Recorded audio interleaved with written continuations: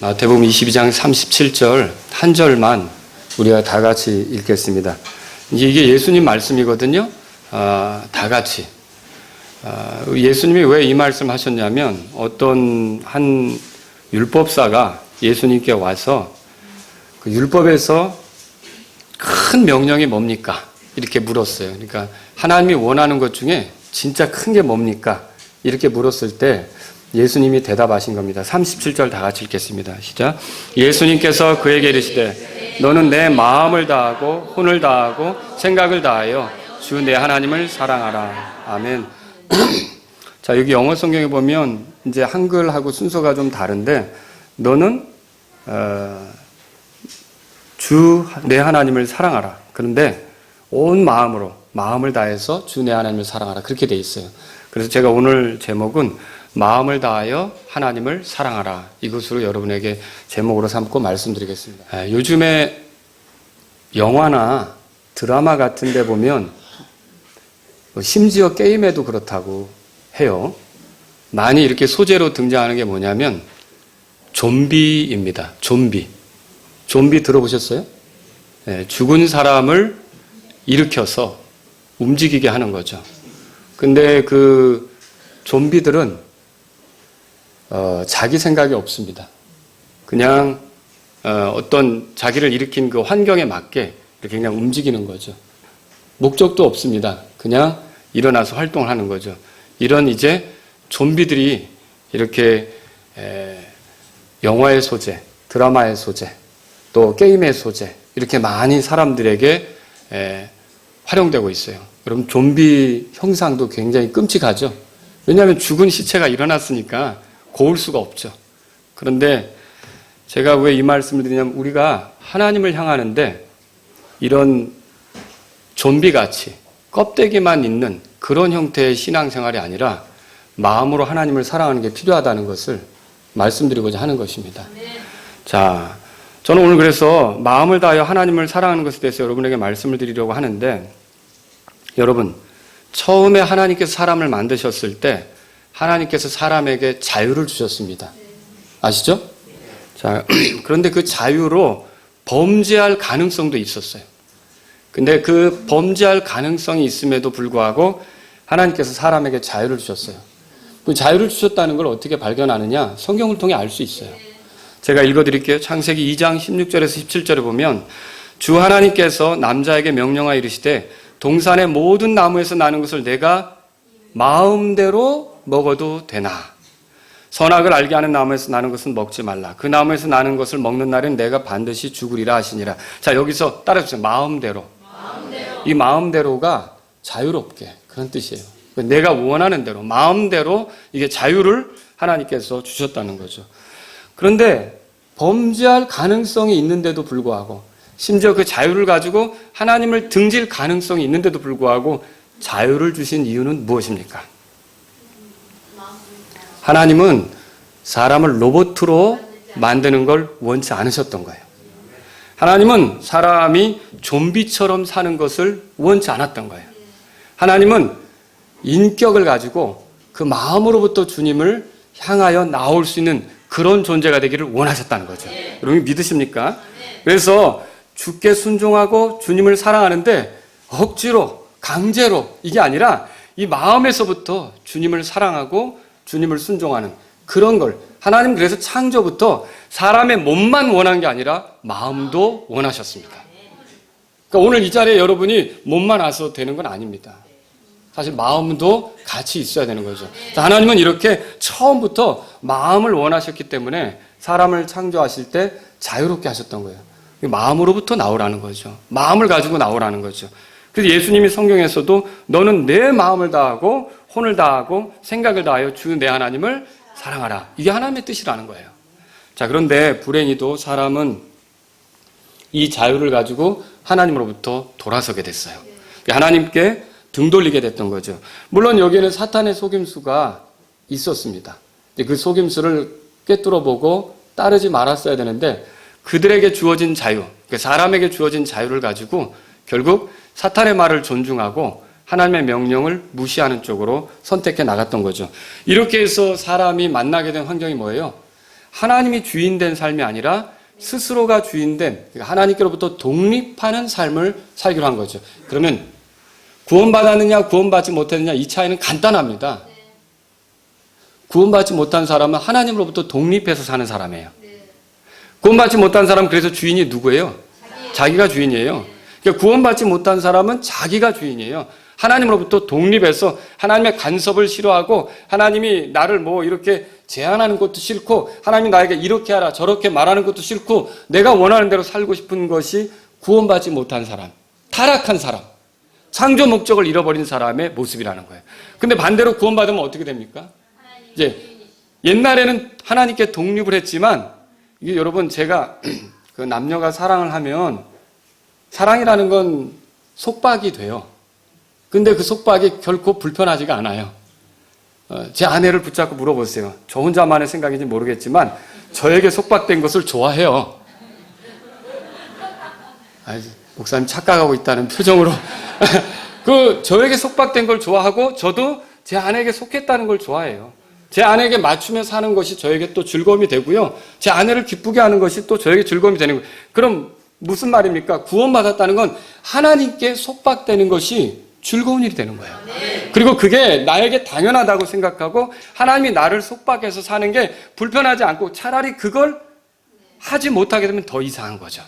그래서 이게 구원받은 사람하고 구원받지 못한 사람은 하나님께로부터 구원받지 못한 사람은 독립된 거고 구원받은 사람은 하나님에게 속해서 사는 거예요. 이런 차이가 있다는 거죠. 여러분 그런데 사람은 지금도 어때요? 이렇게 하나님으로부터 떠나 독립적으로 살잖아요. 그게 사실은 방종이거든요. 왜 그렇습니까? 우리에게 삶의 기회를 주신 분이 누구예요? 하나님이죠.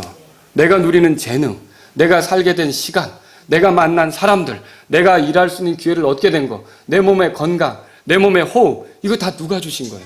하나님이 주신 거예요. 그런데 이런 하나님을 외면하고 내가 내 갈 길로 가겠다. 여러분 이제 명절이 다가오면 다들 부모님 찾아가시잖아요. 우리가 부모님으로 인해 이 땅에 어쨌든 하나님이 부모님을 도구 삼아 나를 여기 있게 했잖아요. 부모님 없으면 내가 어떻게 있어요? 그래서 우리는 어때요? 매번 가지는 못하더라도 그런 명절 때라도 부모님을 만나려고 하고 찾아가 보려고 하는 거잖아요. 근데 아니 딱 장가가는 순간부터 부모님을 찾아보지 않고 죽을 때까지 4, 50년을 사는데 안 찾아간다. 그럼 여러분 그 아들을 어떻게 생각하겠어요?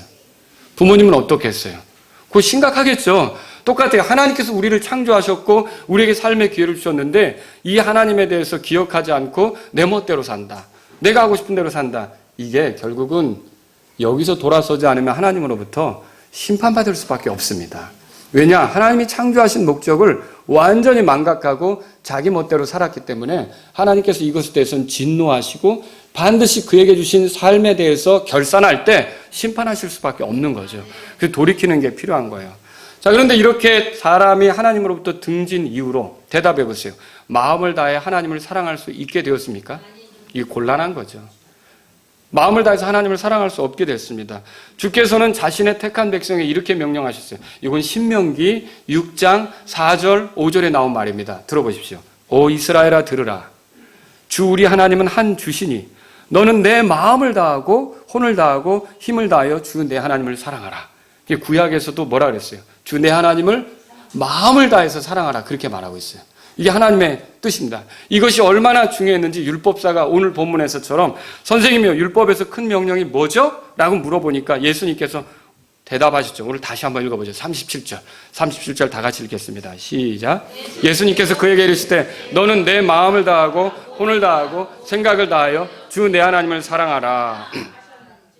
자, 이게 첫째 명령이라고 또 38절에는 큰 명령이다 이렇게 소개하고 있어요. 그렇죠? 자, 이런 율법에도 불구하고 이스라엘 자손의 역사를 돌아보면 하나님은 분명히 이스라엘 백성에게 하나님이 택한 백성이잖아요. 그 택한 백성에게 마음을 다하여 하나님을 사랑하라고 명령했어요. 그런데 이스라엘 백성이 그렇게 잘 했습니까? 이게 안 되죠. 이게 안 돼요.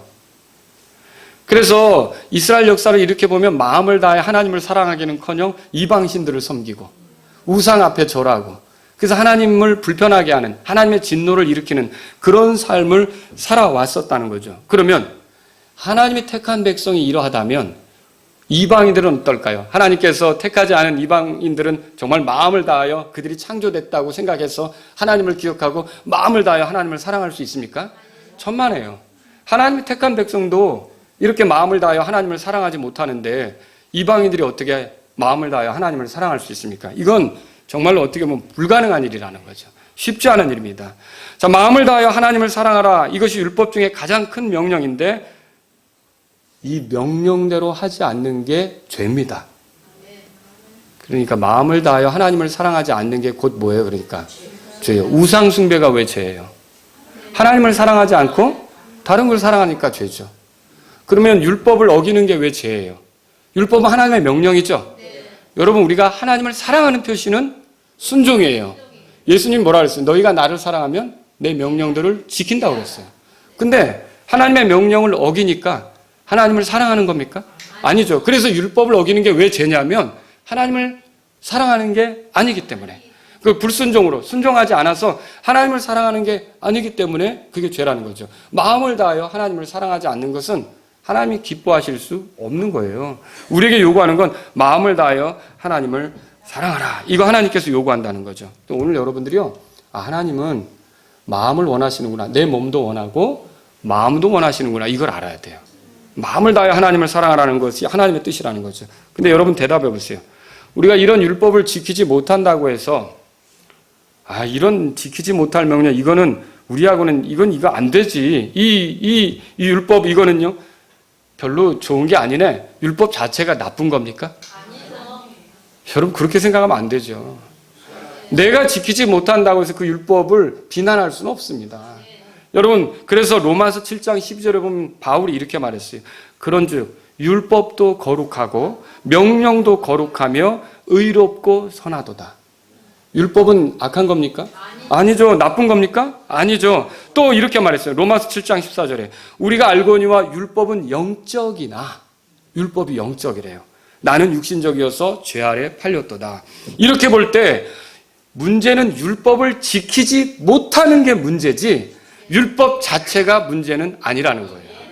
그러니까 내가 하나님을 마음을 다해서 사랑하지 못하는 게 문제지 마음을 다하여 하나님을 사랑하라는 그 법이 문제가 아니라는 거죠.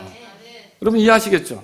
그래서 유대인들에게 부여된 율법 우리가 이제 생각해 보면 물론 우리가 지키지 않아도 되는 거 있어요. 왜냐하면 유대인들에게만 준 게 있어요.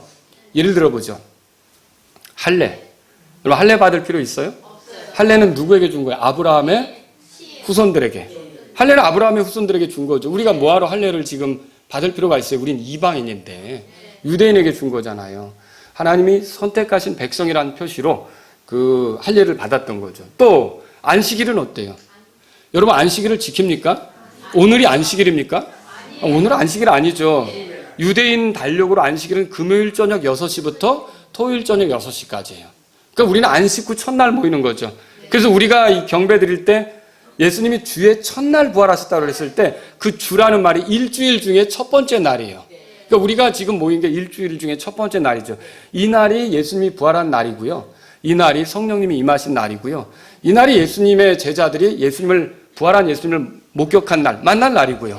그래서 우리가 이게 대대로 어떻게 된 거예요? 우리는 안식일을 지키는 게 아니라 주일에 모여서, 주의 첫날에 모여서 예배를 드리고 이렇게 하게 된 거죠. 그러니까 우리는 안식일과 상관이 있어요? 없어요. 안식일 교회들 보세요. 안식일 안 지키면 구원 못 받는다 그러잖아요. 이거는 말도 안 되는 거죠. 우리와 상관이 없어요. 또 유월절은 어떻습니까?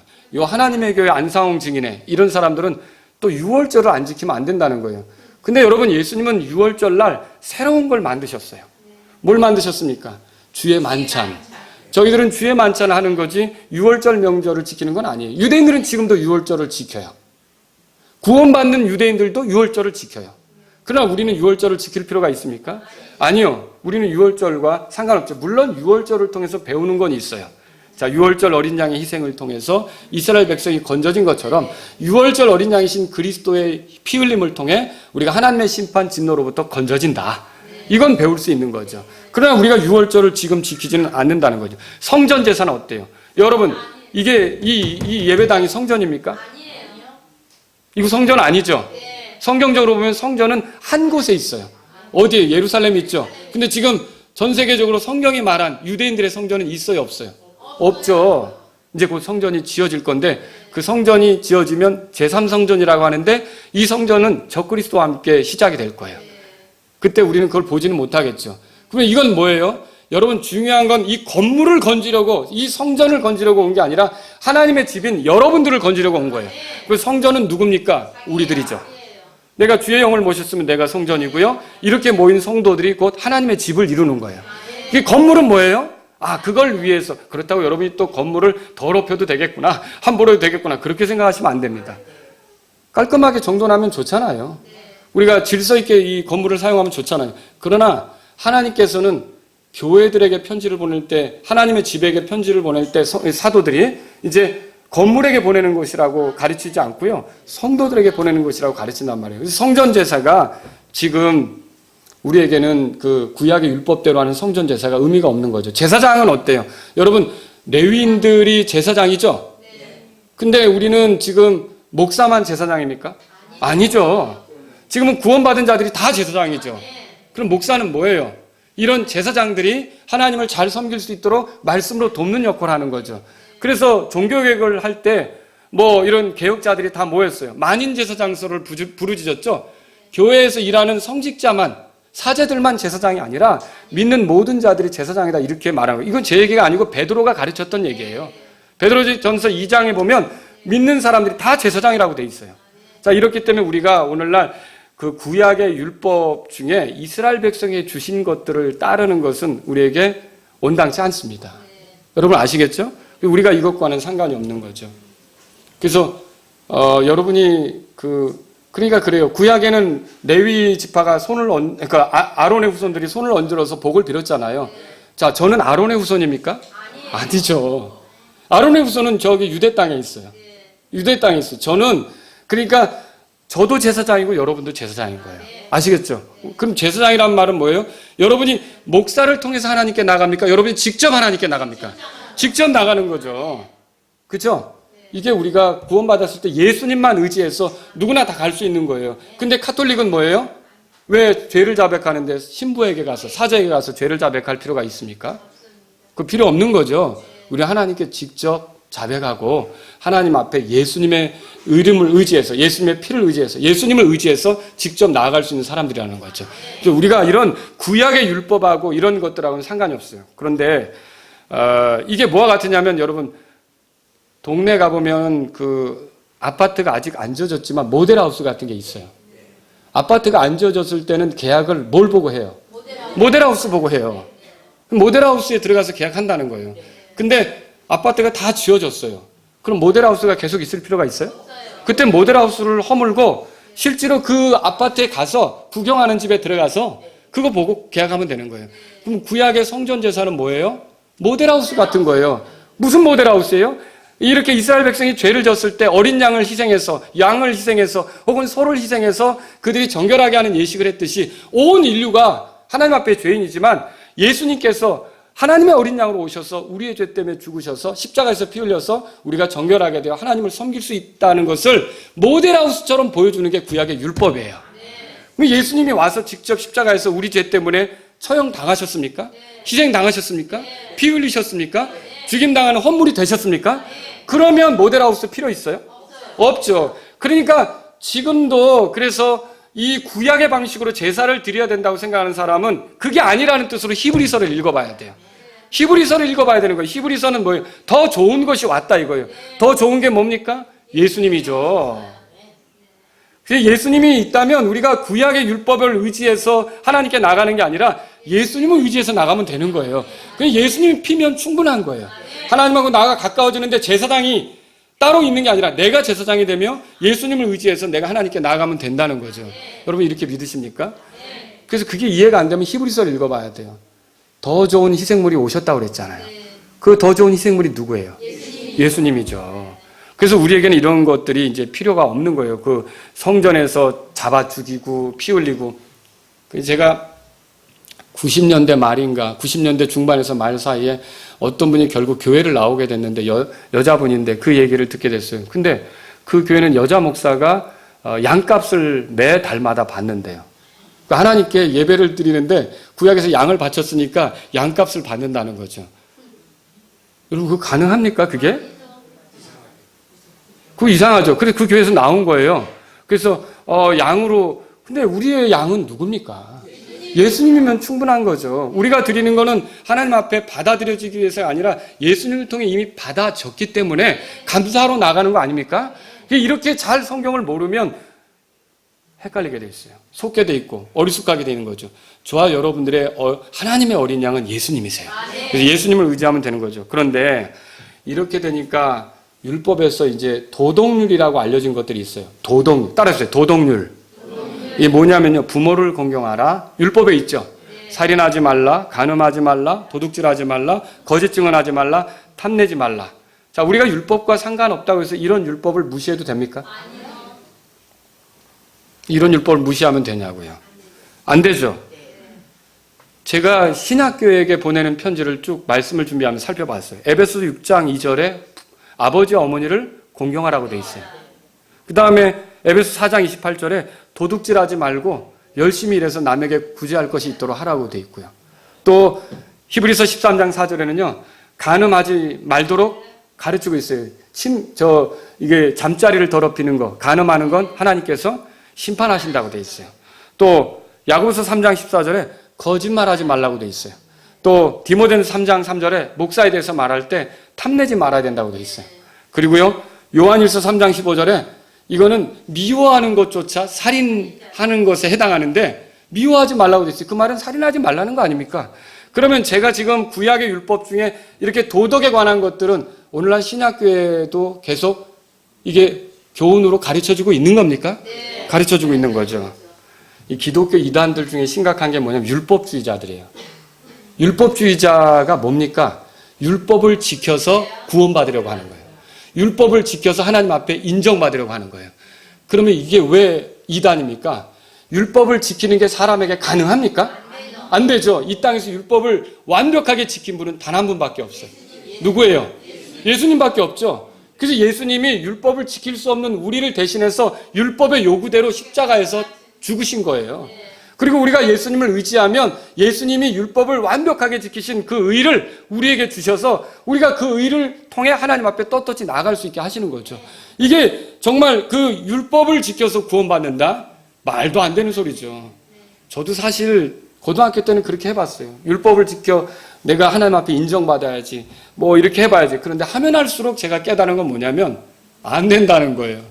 그리고 오히려 율법에 넘어지면서 근데 율법은요 10가지 중에 하나만 어겨도 뭐예요? 다 어긴 걸로 치는 거예요. 야고보서 2장 10절을 읽어보세요. 이게 뭐 예를 들어 살인하지 말라는 말이 있지만 그 간음을 하면 다 어긴 게 되는 거예요. 율법이라는 거. 그래서 제가 율법으로 하나님 앞에 구원받을 수 있어요? 율법으로 하나님이 나를 인정하실 수 있어요? 의롭다고? 불가능한 거죠. 율법으로는 이게 불가능한 거예요. 그런데 그 불가능함 때문에 예수님이 온 거예요. 율법으로 가능하면 예수님이 올 필요가 없어요.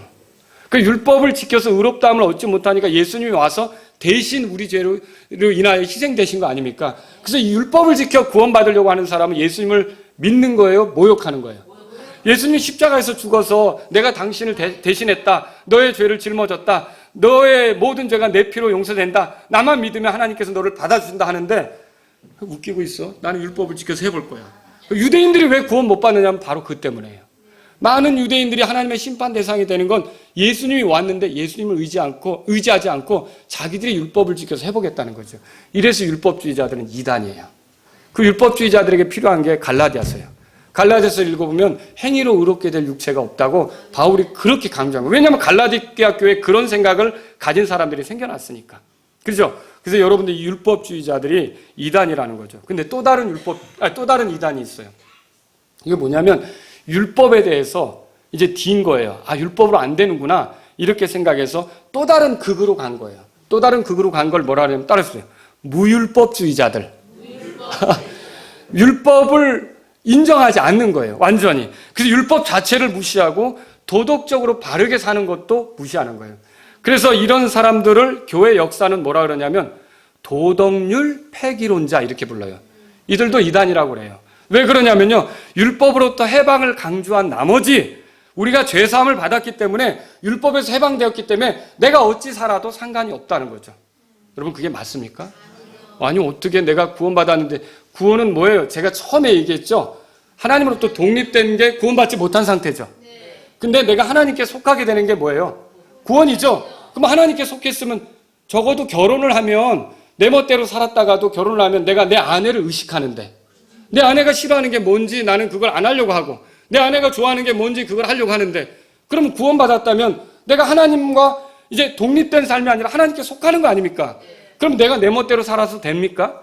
안 되죠. 어떻게 돼요? 하나님이 뭘 원하는지, 하나님 뭘 싫어하는지, 하나님 뭘 기뻐하는지, 이걸 알고서 살아야 되는 거 아닙니까? 그래서 이 무율법주의자들, 도덕률 폐기론자들은 뭐냐면 죄사함 받았다고, 율법에서 해방됐다고 얘기하면서 자기 멋대로 살려고 하는 거예요. 자기 생각대로 살려고 하는 거죠. 그러면서 부모를 공경하라.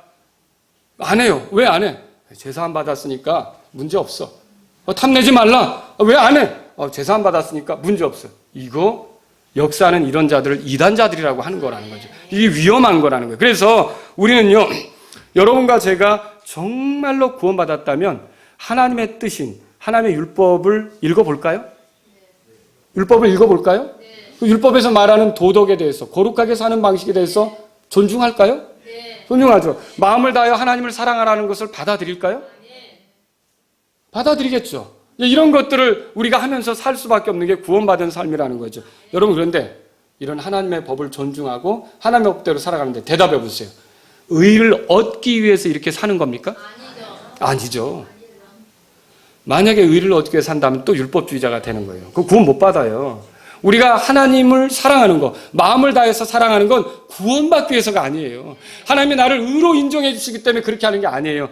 이미 내가 예수님을 통해 하나님께 받아들여졌고, 하나님께서 나를 인정하셨고, 예수님 때문에, 그렇기 때문에, 그리고 나를 의롭다고 인정해 줬기 때문에 그 의인된 것에 걸맞게 살려고 내가 하나님을 사랑하는 거죠. 맞습니까? 마음을 다해 하나님을 사랑하는 거죠. 이걸 우리가 볼 수 있는 거죠.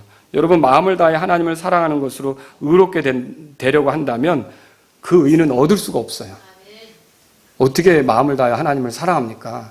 아무리 생각해도 어려워요. 그런데 그렇게 할 수 없기 때문에 마음을 다해 하나님을 사랑할 필요가 없습니까?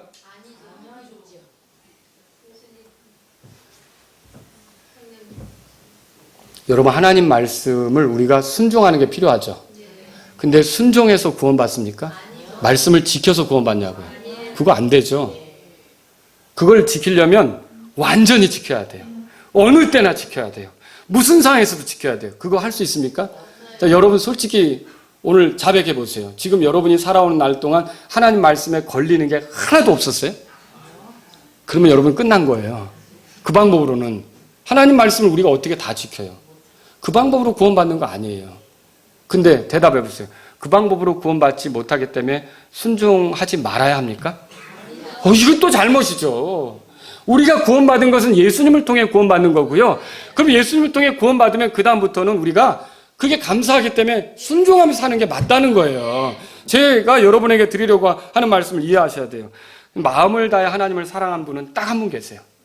누굽니까? 예수님이시죠. 그분 외에는 누구도 불가능합니다.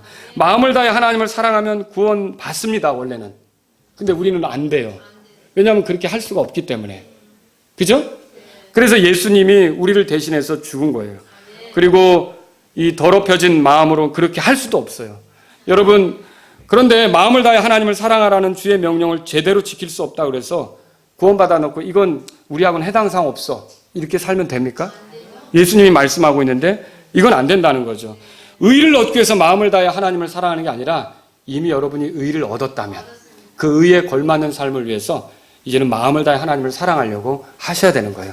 부족함이 드러나면 또 회개하고, 부족함이 드러나면 더 자꾸 엎드리고, 이렇게 하면서 하나님의 은혜를 구하면서 여러분이 하나님을 사랑해야 된다는 거예요. 예를 들어보죠. 교회 경배에 참여해서 구원받습니까? 그럼 어떻게 구원받습니까? 예수님을 통해 구원받죠? 예수님을 믿으면 구원받잖아요. 그러면 교회 경배에 참여해서 구원받지 못하면 교회 경배는 안 참여해도 됩니까? 아니죠. 그러면 저와 여러분들이 예수님을 통해 구원받았다면 구원받은 삶이 자라가려면 당연히 우리에게 필요한 게 뭐예요? 교회 경배에 참여해야 되죠. 그게 우리에게 구원을 주는 건 아니지만 구원받은 사람은 더 교회 경배를 참여하게끔 돼 있죠. 맞죠? 그런 거와 똑같아요. 하나님을 마음을 다해서 사랑해서 구원받는 건 아니에요. 그러나 우리가 예수님을 통해 구원받았다면 그 표시가 어떻게 나타나냐면 마음을 다해 하나님을 사랑하게끔 된다는 거죠. 여러분 이걸 알아야 돼요. 예수님께서 서기관들과 바리새인들을 책망하신 내용이 뭐예요? 마태복음 15장 8절 제가 읽어드릴게요. 들어보세요. 이 백성이 자기 입으로는 내게 가까이 오며 자기 입술로는 나를 공경하나 그들의 마음은 내게서 멀도다. 뭐가 빠진 거예요? 마음이 없는 거죠. 여러분 오늘도 중요한 게 마음을 가지고 오셔야 되는 거예요. 마음이 없으면 뭐와 같으냐? 그게 바로 좀비예요. 좀비. 좀비 그리스도인들하고 우리 십자가에서 예수님 죽으신 거 아니에요. 내 마음을 어디다 주셔서 창세기부터 주님이 우리에게 찾으시는 건 마음이었어요. 몸과 함께 마음을 드리는 걸 원하는 거였다는 거죠. 그럼 마음이 뭐냐? 마음은요, 이게 하트예요, 하트. 여러분, 마인드도 있어요. 근데 이거 혼동하지 말아야 될 게 마인드는 뭐냐면 생각과 관련이 된 거고 이 하트는 속중심. 여러분, 그래서 예수님이 표적을 보여달라고 하니까 요나의 표적밖에 보여줄 게 없다 그랬죠? 그 요나가 물고기 뱃속에 들어간 것처럼 사람의 아들도 땅의 심장부에 들어갔다가 나온다 그랬죠? 그때 거기에 허트라고 돼 있어요, 영어에. 그러면 뭡니까? 이거는 보이지 않는 영역이에요. 저 깊은 곳이에요. 그럼 사람에게도 겉으로 드러난 게 있고 겉으로는 드러나지 않은 내면의 활동이 있잖아요. 이게 마음이에요. 그래서 예를 들어 지적으로 생각하는 건 보이지는 않지만 지적 활동이 있고 감정적으로 좋아하는 것도 있고 의지적으로 결단하는 것도 있고 이게 다 우리 내면에서 일어나는 거 아닙니까? 하나님은요, 우리가 주님을 섬기는데 로봇처럼 섬기는 걸 원치 않으세요. 좀비로 섬기는 걸 원치 않으세요. 나를 창조하신 분이 그분을 닮게 하셨어요. 그래서 지정의가 인격적으로 그분을 사랑하는 걸 원하세요. 예를 들어서 내가 결혼했는데 내 아내가 제가 무슨 체면을 걸어놔가지고 8시에는 밥 차리고 10시에는 이불 깔고 뭐 이렇게 해서 완전히 자기 의지는 없이 나를 섬기는 걸 내가 원할까요? 룰루루 밥 요리 준비하면서 신나가지고 왜 신날까요? 마음에서 남편이 이거 먹고 웃으면 좋겠다. 마음에서 그런 게 있으면서 그렇게 나를 사랑하는 걸 원하지 아무것도 없이 그냥 체면 걸려가지고 이거 밥하러 가자. 이걸 하나님이 원하실까요? 천만에요. 주님은 우리를 인격적으로 창조하셨어요. 그래서 인격적으로 반응하는 걸 원해요. 우리를 놓고 인형처럼 우리를 다루시는 거나 우리를 좀비처럼 다루시는 게 아니라 우리를 구원해 주시고 여기서부터 마음으로 주님을 높이고 정말 마음을 다해 하나님을 사랑하는 걸 원하신다는 거죠. 이걸 우리가 알 필요가 있어요. 근데요, 여러분과 제가 알아야 될 게 사실 구원받기 전에는 이게 불가능해요. 예레미야 17장 9절에 읽어보면 17장 9절에 이렇게 써 있어요. 마음은 모든 것보다 거짓되고 극도로 사악하니 누가 그것을 알 수 있으리요. 들어보셨죠? 네. 사람의 마음이 얼마나 부패했습니까? 얼마나 더러운 것이 있습니까? 근데 이 말씀을 또 보니까 영역에 있어서도 부패했어요. 그래서 마음은 모든 것보다 거짓되다 그랬어요. 그러니까 모든 어떤 것보다도 거짓되고요. 또 극도로 부패한 게 뭐냐면요. 사악하다. 극도로 사악하다 이런 말이 있어요. 그러니까 마음을 사실은 우리가 하나님께 드린다는 게 애로사항이 있죠. 왜 애로사항이 있습니까? 성경에는 자기 마음을 믿는 자를 어리석은 자라고 그랬어요. 읽어보셨습니까? 지금부터 들어보십시오. 잠언 28장 26절에 이렇게 돼 있어요. 자기 마음을 신뢰하는 자는 어리석은 자이나 누구든지 지혜롭게 걷는 자는 구출되리라. 자기 마음을 신뢰하면 뭐라고 돼 있어요? 어리석다고 돼 있죠. 어리석다고 돼 있어요. 이때도 속중심을 얘기하는 거예요. 보이지 않는 속중심. 그리고 누가복음 1장 45절에도 이렇게 돼 있어요. 그분께서 자신의 팔로 힘을 보이사 자기 마음의 상상 속에서 교만한 자들을 흩으시고, 이 마음이 구원받기 전에 사람들의 마음은 하나님을 등졌기 때문에 여기서 선한 것이 나옵니까? 온갖 부패하고 더러운 것들이 나오는 거죠. 그래서 마음을 하나님께 드린다는 건 사실은 불가능한 일입니다. 그런데 이렇게 구원받기 전에 마음엔 소망이 없고 죄인의 마음엔 소망이 없는데 에스겔서 18장 보세요. 에스겔서 18장. 에스겔서 18장. 요건 찾아봐야겠습니다.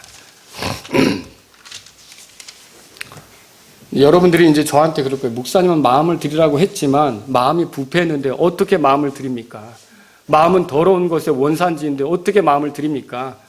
여러분 여기에 이제 죄인의 마음에는 소망이 없어요. 육신대로만 사는 마음에 무슨 소망이 있어요? 거짓되고 교만하고 자기만 드러내려고 하고 이런 마음 안에 무슨 소망이 있겠어요? 그 에스겔서 18장에 보면요. 31절, 32절 우리 한번 보겠습니다. 31절, 32절 시작. 너희의 모든 범법을 너희에게서 떨쳐버리라. 그것들로 너희가 범법하였느니라. 너희를 위하여 새 마음과 새 영을 만들지어다. 오 이스라엘 집아, 너희가 어찌하여 죽고자 하느냐? 죽는 자의 죽는 것을 내가 기뻐하지 아니하노니 그런즉 너희는 돌이켜 살지니라. 주 하나님이 말하노라. 대답해 보세요. 이거 누구 말이죠? 예, 주 하나님이 말하노라 그렇게 돼 있죠? 자, 주 하나님께서는 죽는 자의 죽는 걸 기뻐하십니까? 아니라고 돼 있어요. 그들이 돌이켜 사는 것을 원한다고 돼 있어요.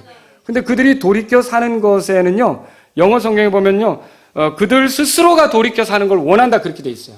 그러니까 이게 돌이켜야 되는 건 누굽니까? 우리들이 돌이켜야 되는 거죠. 우리들이 돌이켜야 되는 거죠. 거기다가 이 말씀 보니까 따라서 새 마음과 새 영을 만들라. 새 마음과 새 영을 만들라고 돼 있어요. 이게 사람에게 이 촉구를 하시는 거예요. 너희가 새 마음과 새 영을 만들라 이렇게 촉구하고 있어요. 아니 우리가 어떻게 더러워진 마음에 그게 가능합니까?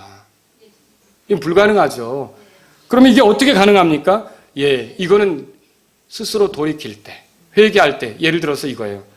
지금까지 내가 하나님으로부터 독립해서 내가 중심인 삶은 하나님 앞에 죄를 지은 것이다라고 인정하고 내가 이것이 죄라는 걸 인정하고 하나님의 중심으로 돌아서려고 할 때, 여러분 가장 돌아서는 확실한 방법은 예수님을 의지해야 되죠. 예수님을 통해 하나님 앞으로 나아가려고 할 때 여기서 놀라운 일이 벌어져요. 자, 그 사람이 새 마음과 새 영을 만들 수가 없습니다. 근데 새 마음과 새 영을 이렇게 만들고 갖게 되는 것은 뭐냐면 이 사람이 내가 하나님 앞에 예수님을 죽음으로 몰 수밖에 없는 죄인이었구나. 이거를 인정하고 더는 이렇게 살면 안 되겠구나. 이렇게 인정하고 다른 거 없어요. 예수님을 의지해서 하나님 앞으로 이렇게 돌아서는 순간 놀라운 일이 벌어져요. 에스겔서 보세요. 36장. 에스겔서 36장. 보세요. 36장. 36장. 자, 보세요. 36장. 자, 26절에 보세요. 26절. 자, 다 같이 읽겠습니다. 시작. 또 내가 새 마음을 너희에게 주고 새 영을 너희 속에 두어 너희 살에서 돌 같은 마음을 제거하고 너희에게 살로 된 마음을 주리라. 이제 이거는 누구 말이에요? 하나님 말씀이죠. 하나님께서 보세요. 25절에 그때 내가 정결한 물을 너희 위에 뿌려 너희를 정결하게 하되 너희의 모든 더러움과 너희의 모든 우상으로부터 너희를 정결하게 하리라 하고 뭐라 그랬냐면 새 마음도 준다. 새 영도 준다. 이렇게 했어요. 새 영을 너희 속에 둔다는 말은 성령님이 안에 거하시는 삶을 살게 한다는 뜻이죠. 이런 삶은 오늘날 예수 그리스도를 통해 주어지는 하나님의 은혜, 죄 용서의 은혜, 십자가의 은혜를 받아들일 때 주어집니다. 예수님을 나의 주, 나의 구원자로 모실 때 이런 새 영이 주어지는 거예요. 대답해 보세요. 여러분 안에는 새 영이 주어졌습니까?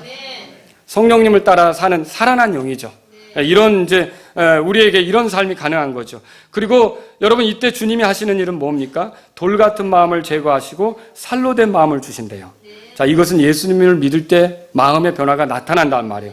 다시 말하면 자기 중심적인 마음에서 하나님 중심적인 마음, 자기를 높이려는 마음에서 하나님을 높이려는 마음, 자기 멋대로 가려는 마음에서 자기에게 주어진 자유로 하나님을 따르려는 마음을 하나님께서 우리에게 주신다는 거죠. 이 마음이 여러분에게 있습니까? 그래서 그리스도인이 된다는 건 이렇게 돌이킨 마음으로 말하자면 주님을 섬겨가는 거예요. 이런 새 마음으로 주님을 섬겨가는 거예요. 그래서 로마서 10장 10절에도 유명한 구절 있죠. 들어보세요. 사람이 마음으로 믿어 어떻게 믿는다고요? 마음으로 믿어 의에 이르고 입으로 시인하여 구원에 이르느니라. 주께서는 마음으로 믿는 걸 원하셔요. 겉으로만 믿는 척하는 거 원치 않으세요. 껍데기로만 나오는 거 억지로 믿어주는 거 이거 원치 않으세요. 주님이 원하시는 건 뭐예요? 마음으로. 우리가 부패한 건 틀림없지만 내가 죄인인 걸 인정하고 예수님을 인정하고 하나님께로 돌아서려고 할 때 놀라운 일들이 일어난다는 거죠. 우리 마음이 새 마음이 된다. 그래서 예수님을 지적으로 이해하기 시작하고요. 그 예수님을 아는 게 즐거워지는 거예요. 또 이 감정적으로도 예수님이 좋아지는 거예요. 그래서 예수님에게 호감이 가는 거죠. 예수님을 더 알고 싶어지는 거죠. 그리고 의지적으로도 예수님이 어때요? 따르고 싶은 거예요. 그분이 시키는 대로 행하고 싶은 거죠. 그래서 내면에서 지적으로, 정적으로, 의지적으로 모든 부분에서 내가 다른 사람은 모르지만 예수님에게 끌려가기 시작하는 거죠. 이게 마음으로 주님을 믿는 것이 된다라고 하는 거죠. 여러분 그리스도인은 결코 좀비가 아닙니다. 몸만 하나님께 바치는 것이 아닙니다. 마음도 하나님께 바치는 거예요. 로마서 6장에 가보세요. 로마서 6장. 로마서 6장. 로마서 6장 보세요. 하나님을 섬길 때 마음을 다해 하나님을 섬기는 거죠. 그 17절 보세요. 17절 18절 우리가 어떻게 구원받는지 보세요. 17절 18절 시작. 그러나 하나님께 감사하리로다. 너희가 죄의 종이었으나 너희에게 전달된 교리의 그 틀에 마음으로부터 순종하고 이로써 죄로부터 해방되어 의의 종이 되었느냐. 우리가 마음으로부터 복음에 순종하게 된 거예요. 여러분 이 중에 구원받을 때 그냥 아무 생각 없이 구원받은 사람 있어요? 마음으로부터 받는다는 건 뭐예요? 복음을 딱 들을 때요. 뭐 눈물이 안 나올 수도 있지만 눈물이 나올 수도 있는 거고요. 기쁨이 생기는 거고요. 그래서 사도행전 8장 읽어보세요. 이디오피아 내시가 빌립에게 복음을 듣고 자기 집으로 갈 때 무덤덤하게 갔는가? 기쁨으로 자기 길 갔다고 써 있어요. 사마리아라는 도시에 기쁨이 넘쳤다고 써 있어요. 그러니까 어때요? 이게 마음이 더 움직이는 거죠. 이게 새 마음이 주어지는 거예요. 우리가 그냥 죽은 걸로만 끝나는 게 아니라 새 마음도 일어난다는 거죠. 그래서 이게 가능한 거예요. 로마서 6장 11절을 보세요. 다 같이 읽겠어요. 시작.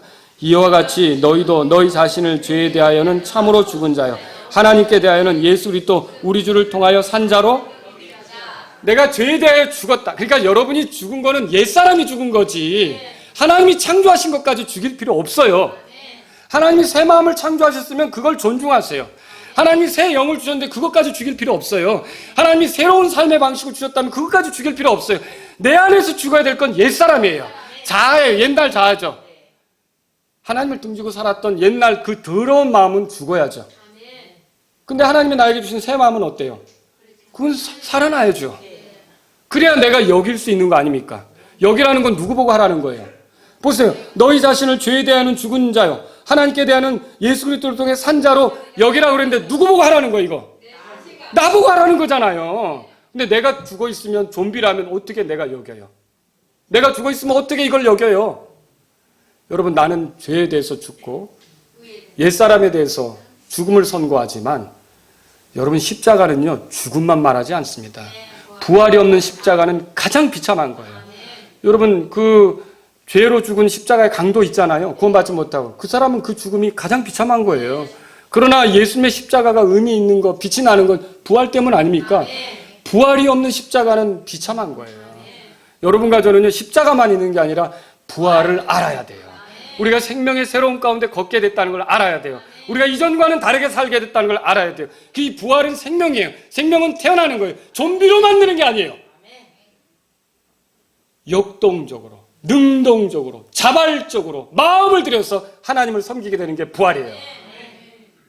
그래서 여러분 보세요. 여기 로마서 6장 13절에도 이렇게 써 있죠. 또한 너희 지체를 불의의 도구로 죄에게 내주지 말며 오직 너희 자신을 죽은 자들로부터 살아난 자로서 하나님께 드리고 너희 지체를 의의 도구로 하나님께 드리라.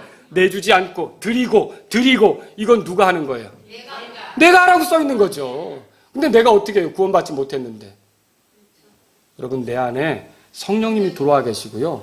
나는 이전의 내가 아니라 새로운 예수님의 생명을 가진 거예요. 그러면 그 성령님을 따르는 예수님의 예수님의 생명을 내가 얻었다면 얼마든지 이게 가능하기 때문에 이 말을 하는 거라는 거죠. 또 여러분 로마서 6장 19절도 보세요. 다 같이 읽어보겠습니다. 시작. 너희의 육신이 연약함으로 내가 사람들의 관례대로 말하노니 전에 너희가 너희 지체를 부정함과 불법에게 종으로 내주어 불법에 이른 것 같이 이제는 너희 지체를 의에게 종으로 내주어 거룩함에 이르라. 자, 의에게 종으로 내주라. 너희 지체를. 이 몸을 의에게 종으로 내주라. 그리고 거룩함을 이루라. 거룩함에 이르라. 이거 누가 하라는 말이에요? 이게 궁극적으로 하나님께서 은혜로 나의 삶을 변화시켰기 때문에 이런 일이 가능해도 찬송은 누가 받으셔야 돼요? 하나님 받으셔야 되죠. 그런데 왜 하나님이 찬송 받으셔야 돼요? 전에는 할 수 없었는데 이게 내가 가능하도록 만들어주셨으니까. 여러분 믿으십니까? 우리가 이런 삶을 살게 되는 거예요. 그래서 여러분이 십자가에서 내가 죽었다고만 생각하시면 안 되는 거예요. 예수님이 내 안에서 사시고 또 나를 생명의 새로운 가운데 인도하신다고 믿으셔야 되죠. 로마서 8장도 보세요. 그래서 로마서 8장에 보면 1절에 그러므로 이제 그리스도 예수님 안에 있는 자들에게는 정죄함이 없나니 그들은 육신을 따라 걷지 아니하고 성령을 따라. 여러분, 성령을 따라 걷는 우리가 새 사람이 된 거예요. 이 새 사람은 좀비입니까? 새 사람은 인형입니까? 새 사람은 로봇입니까? 새 사람은 생명이 있는 거예요. 그래서 2절 다 같이 읽겠습니다. 시작. 이는 그리스도 예수님 안에 있는 생명의 성령의 법이 죄와 사망의 법에서 나를 해방시켰기 때문이라. 그래서 우리가 생명의 새로움 가운데 걷게 된 거예요. 다시 로마서 6장 4절에도 그런 말이 있어요. 6장 4절. 그러므로 우리가 죽음 안으로 침례를 받아 그분과 함께 묻혔나니 이것은 그리스도께서 아버지의 영광을 힘입어 죽은 자들로부터 일으켜진 것 같이 우리도 뭐라고 돼 있어요? 생명의 새로움 속에서 걷는 건 로봇입니까? 인형입니까? 좀비입니까? 여러분, 예수님 믿는 건 새로 태어나는 거예요. 새로 태어나는 건 삶이 시작된 거예요. 생명이 있는 거죠. 그래서 하나님 말씀에 따라 움직일 수 있게 하셨다는 거예요. 이건 내가 할 수 없었던 거예요. 하나님이 나에게 그렇게 만들어 주신 거예요. 그래서 내가 그렇게 살더라도 그걸로 구원받는 건 아니에요. 그걸로 의롭다함을 얻는 건 아니에요. 그러나 그렇게 삶으로 하나님이 나를 구원해 주신 것이 이런 것이다라는 걸 세상에 보이는 거예요. 하나님이 나를 의롭게 하신 삶이 이런 거라는 걸 악한 영들에게도 제시하고 또 믿음의 사람들에게도 간증으로 보이고 이렇게 되는 거죠. 이게 얼마나 멋진 삶입니까? 여러분, 우리가 그래서 제가 이 말씀을 드리는 건 이제 마음을 다해 하나님께 드릴 수 있다, 사랑할 수 있다는 거죠. 여러분 아시겠습니까? 그래서 예를 들어 11장 찬송 보세요. 11장 찬송. 11장 찬송. 목마른 사슴 시냇물을 찾아 헤매이듯이 내 영혼 주를 찾기에 갈급하나이다. 그렇게 돼 있죠? 네. 그런데 보세요. 주님만이 나의 힘, 나의 방패, 나의 참 소망. 그 다음 뭐라고 돼 있어요? 나의 마음 정성 다해 바쳐서 주님 경배합니다. 내 마음 정성 다 바치는 게 문제입니까? 아니죠. 이렇게 해서 의를 인정받으려면 문제죠. 그죠? 그러나 내가 하나님이 나를 사랑한 걸 깨닫고, 여러분 십자가가 건성으로 대충 십자가 사건이 있었습니까? 하나님이 열심히 이걸 이루었죠. 하나님께서 얼마나 나를 사랑했는지, 얼마나 최선을 다하셨는지가 십자가에서 드러났잖아요. 그 사랑을 깨달으면 나도 마음과 정성을 다할 수밖에 없는 거예요. 어떻게 대충 섬기며 어떻게 억지로 섬깁니까? 그래서 저와 여러분들이 진짜 구원받았다면 하나님을 대하는 태도가 달라지게 돼 있어요. 끌려서 교회 오지 않습니다. 붙잡혀서 교회 오지 않습니다. 와달라 사정해서 교회 오지 않습니다. 목사님이 전화해가지고 오는 그런 신앙이 아니라는 거죠. 진짜 구원받은 사람은 설령 목사님이 오늘 좀 쉬시죠? 그러면 무슨 말이시래? 이게 정상이지. 옳다구나. 이건 이상한 거죠. 그렇죠? 왜 내가 하나님께 나아가는데, 왜 내가 하나님께 경배하는데 이걸 못하게 하냐? 이 마음이 여기서 기쁜 거예요. 주님을 향해서. 여러분 그렇게 믿으십니까? 그래서요, 이렇게 이 구원받기 전과는 다른 방식으로 사는 거죠. 여러분 에베소 6장 5절 6절에 그러므로 이렇게 돼 있어요. 종들아 육체에 따라 너희 주인된 자들에게 두려워하고 떨며 단일한 마음으로 순종하기를 그리스도께 하듯 하라. 사람들을 기쁘게 하는 자들 같이 눈으로 섬기지 말고 도리어 그리스도의 종들로서 따라서 마음으로부터 하나님의 뜻을 행하라. 마음으로부터 하나님의 뜻을 행하라. 성경에 그렇게 써 있어요. 또 여러분 히브리서 10장 22절에 이렇게 써 있습니다. 우리 마음이 뿌림을 받았대요. 뭐가 뿌려졌다는 거예요? 피가 뿌려졌죠. 더러웠던 마음에 예수님의 피가 효력을 미친 거 아닙니까? 아직도 예수님의 피가 효력을 못 미쳐서 내 마음이 여전히 그렇습니까? 이전처럼 여전히 그렇습니까? 뿌림을 받아. 이 피로 내 마음이 변화가 나타나는 거예요. 이전과 다른 마음이 생긴 거죠. 그래서 뭐라고 말합니까? 악한 양심으로부터 벗어났고 우리 몸은 순수한 물로 씻겼으니, 말씀으로 씻겼다는 거죠. 그리고 우리가 믿음에 충만한 확신 속에서 따라합시다. 진실한 마음으로 가까이 다가가자. 진실한 마음으로 가까이 다가가자고 그렇게 있어요. 하나님이 우리와 함께 하시는 거 맞죠? 하나님 편에서 함께 하지만 우리는 계속 다가가는 거예요. 계속 다가가는 거예요. 그게 예수님의 피를 의지하는 거예요. 왜냐하면 사람이다 보니까 거리를 자연스럽게 가만히 있으면 두거든요. 세차 안 하면 시간 지나면 어떻게 되죠? 뺏기죠? 그런 것처럼 우리도 가만히 있으면 이게 옛본성이 아직은 남아있기 때문에 어때요? 자꾸 하나님부터 멀어지게 돼 있거든요. 여러분 세상 거 취하고 세상 거 빠져있고 세상 거 즐기고 이래 보세요. 그리고 교회 얼마 동안 안 온다. 그러면 우리가 얼마나 혼돈스러워지는가. 그래서 여러분 이렇게 진실한 마음으로 가까이 다가가자고 그랬어요. 가까이 다가가는 게 뭐예요? 우리가 성경을 통해 주님께 접근하는 거고, 개인적으로 기도를 통해 주님을 알려고 하는 거고, 어때요? 여러분 경배 자리에 와서 말씀을 들으려고 하는 거고, 초청의 자리에서 앞으로 나아가서 주님 앞에 기도하는 거고, 이렇게 모든 것들이 가까이 하라는 거 아니에요. 그렇죠? 하나님께서는 우리를 이렇게 그분과 가까워지도록 하기 위해서. 저도 그래요. 제 아내와 함께 살아요, 제가. 근데 아내와 가까이 하는 것도 필요해요. 제 말을 이해하시겠습니까? 제가 주님과 함께 하고 있어요. 그러나 계속적으로 말씀을 의지해서 주님을 가까이 하는 것도 필요해요. 우리가 이 성경을 다 알아야 돼요. 한쪽으로만 할 게 아니라. 그래서 우리가 그런 마음으로부터 하나님을 가까이 이렇게 진실한 마음으로 다가갈 수 있도록 주님이 하셨다는 거죠. 오늘 말씀의 것들을 정리해 보겠습니다. 하나님은 창조 때부터 사람의 몸과 함께 뭘 원하셨다고요? 마음을 원하셨어요. 근데 그분은 율법으로도 그걸 가르쳐 주셨어요. 마음을 다해 하나님을 사랑하라. 예수님도 이것이 율법에서 가장 큰 명령이라고 하셨어요. 물론 사람은 죄 때문에 마음을 다해 하나님을 사랑할 수 있습니까? 그게 불가능하죠. 어려운 거예요. 하나님을 등진 우리가 어떻게 마음을 다해 하나님을 사랑합니까? 마음은 부패했습니다. 근데 하나님은 예수님을 통해 우리의 죄들을 용서받게 하시면 새 영을 주시고 새 마음을 주시죠. 핏부림을 통해 우리가 진실한 마음으로 다가갈 수 있게 하신단 말이에요. 하나님 앞에서 예수님의 피가 필요한 죄인, 더러운 마음을 가진 사람임을 인정할 때, 그래서 예수님을 구원자로 의지하고 하나님 앞에 겸손히 나아갈 때 하나님 우리에게 새 마음을 주시고 새 영을 주십니다. 여러분 믿으시죠? 새 마음은 이전 마음이 아닙니다. 이제 마음을 다해 하나님을 사랑하는 것은 성령님이 이끄시는 마음으로 그렇게 하는 거고요. 물론 두 마음 가지고 갈등할 수도 있겠지만, 혼란스러워할 수도 있겠지만, 옛사람은 그리스도와 함께 십자가에 못 박혀 있다고 믿고 그 믿음대로 우리가 성령님을 따라 걸을 때는 새 마음으로 마음을 다해 하나님을 사랑하는 게 가능합니까? 예, 가능하다는 거죠. 진실한 마음으로 하나님께 나아가라고 했고요. 순수한 마음으로 뜨겁게 서로를 사랑하라. 베드로전서 1장 20절에 그렇게 써 있어요.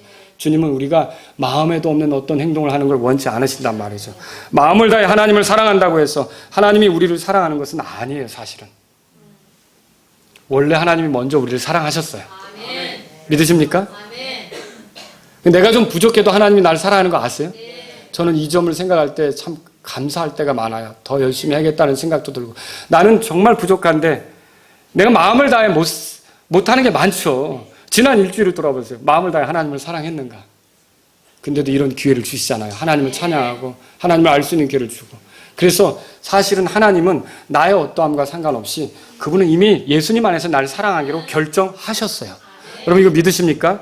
근데 이제 성경엔 또 이렇게 말해요. 뭐라고 말하냐면 출애굽기 20장 5절에 하나님을 사랑하는 자들에게는 그 수천의 사람들에게 긍휼을 약속하셨다고 돼 있어요.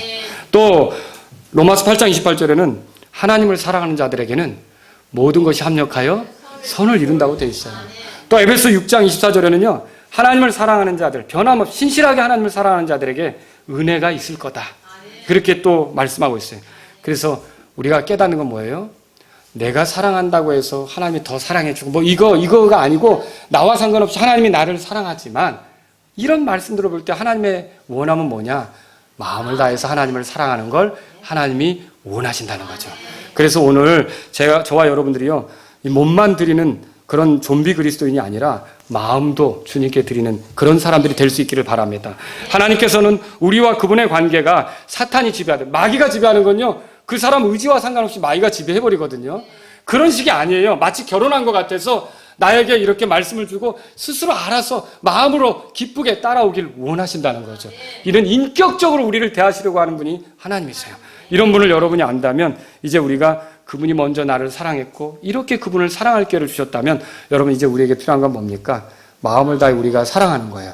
몸만 드리는 게 아니라 마음도 드리고 속에서 더 주님을 알고자 하고 더 주님을 좋아하고 더 주님의 뜻대로 살기를 결정하고 이렇게 하면서 우리가 온 마음으로 주님을 사랑하는 것, 이게 오늘 우리에게 필요하단 말입니다. 다 같이 일어서시겠습니다. 혹시 마음을 다해 하나님을 사랑해서 의롭다함을 얻고자 했다면 여러분 그건 불가능하다고 들었습니다. 그런 것들을 이제는 포기하시고 예수님을 의지하시기 바랍니다. 우리가 그렇게 못해도 하나님께서 이미 우리를 사랑하셨습니다. 우리는 마음을 다해 하나님을 사랑한 적이 없지만 십자가에 못 박히신 예수님을 통해 하나님께서 우리를 사랑하셨습니다. 예수님이 십자가에서 죽으시고 부활하심으로 내가 죄들을 용서받고 새 마음을 얻게 됩니다. 이렇게 예수님을 의지해서 나도 이제 하나님을 사랑하며 살기를 원한다면 이 시간 조용히 하나님, 제가 하나님으로부터 독립된 삶을 살았습니다. 그러나 이제 예수님을 의지해서 하나님을 존중하며 하나님 뜻대로 나아가기를 원하는데 저를 불쌍히 여겨주십시오. 여러분 이 시간 그렇게 나아가시기 바랍니다. 혹시 여러분 가운데 이미 성령님을 모시고 있다면 성령님을 따르는 마음으로 하나님을 사랑하실 분이 계실 때 이 시간 주님 앞에 나아가십시오. 주님, 저가 몸과 마음을 들여 주님을 기쁘게 하기를 원합니다. 이런 분이 있다면 이 시간 주님 앞에 나아가십시오. 몸만 나오는 사람이 아니라 정말 내 마음도 정말 주님을 마음을 다해 사랑하는 그런 사람이 되기를 원합니다. 이런 분이 있다면 이 시간 주님 앞에 나아가십시오. 주님의 말씀에 순종함으로 하나님을 사랑하는 것에 대해서 드러내기를 원하는 분이 있다면 이 시간 주님 앞에 나아가십시오.